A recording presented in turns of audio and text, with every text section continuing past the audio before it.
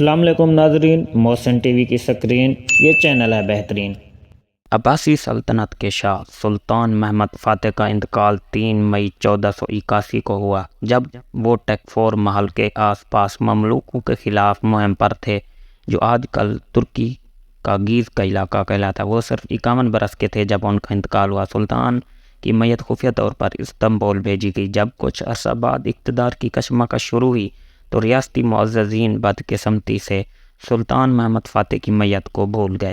اس سے بھی بدتر بات یہ ہے کہ جب سلطان کی میت کو غسل دیا گیا تو اس وقت تک ان کا جسم گلنا سڑنا شروع ہو گیا تھا۔ پروفیسر اسماعیل حقی اذکار اصلی کے مطابق کوئی بھی قریب نہیں جا سکتا تھا، کیونکہ میت سے جو گرمی میں کپڑوں سے 10 دن سے زائد تک ڈھکی رہی تھی، بدبو آ رہی تھی۔ 3 مئی 1481 کو ان کی موت بھی پر اسرار رہی۔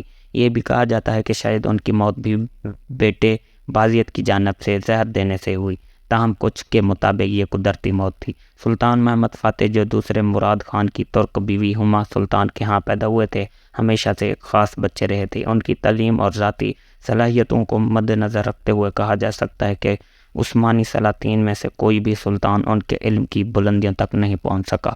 اپنے بھرپور پس منظر کے باوجود نوجوان شہزادے نے اپنے تعلیم کے پہلے دور میں بڑی مشکلات کا سامنا کیا، اور اساتذہ کی تمام تر کوششوں کے باوجود شہزادہ محمد لکھ پڑھ نہ سکے اور نہ ہی کوئی ترقی کر سکے۔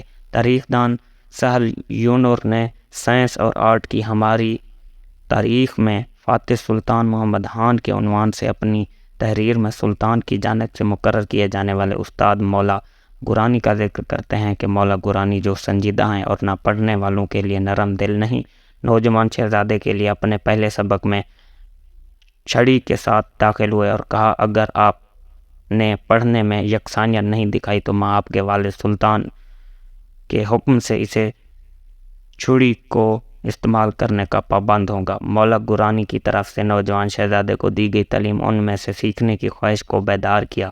سلطان کی برداشت کا انتظام اور قائدانہ خصوصیات سلطان محمد فاتح نے استنبول کو فتح کرنے کے بعد ایک رواداری کے انتظامیہ قائم کی، جس کی مثال تاریخ میں بہت کم ملتی ہے۔ مصر، کردستان، ایران اور یورپ کے بہت سے علماء فاتح درخواست اور دعوت